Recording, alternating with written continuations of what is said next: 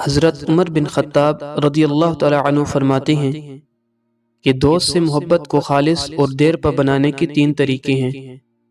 جب بھی دوست سے ملاقات ہو تو سلام میں پہل کیجیے، دوست کو عمدہ اور اچھے نام سے مخاطب کیجیے، مجلس میں اس کے احترام میں جگہ کو کشادہ کیجیے۔ حضرت ابو درداء رضی اللہ تعالی عنہ فرماتے ہیں کہ مجھے رسول اکرم صلی اللہ علیہ وسلم نے چند ایک نصیحتیں فرمائیں۔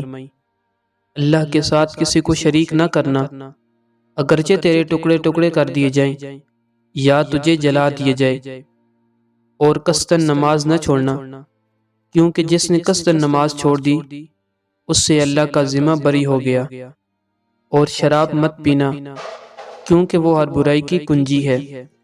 والدین کی اطاعت کرنا، حتیٰ کہ اگر وہ حکم دیں کہ اپنی ملکیت میں سے تمام چیزیں انہیں دے دو تو دے دینا۔ حکمرانوں سے لڑائی مت کرنا، اگرچہ تم سمجھو کہ تم ہی حق پر اور حکمرانی کے زیادہ حقدار ہو۔ لڑائی میں نہ بھاگنا، چاہے تم ہلاک ہو جاؤ اور تمہارے ساتھی فرار ہو جائیں۔ گھر والوں پر اپنی وسعت کے مطابق خرچ کرتے رہنا۔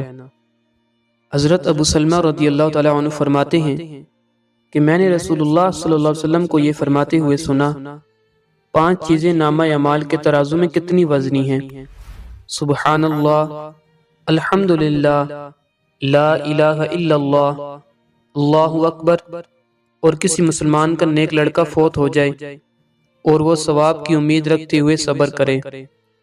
کچھ پل اپنے بزرگوں کے ساتھ بھی گزار لیجئے، کیونکہ ہر چیز گوگل پر نہیں ملتی۔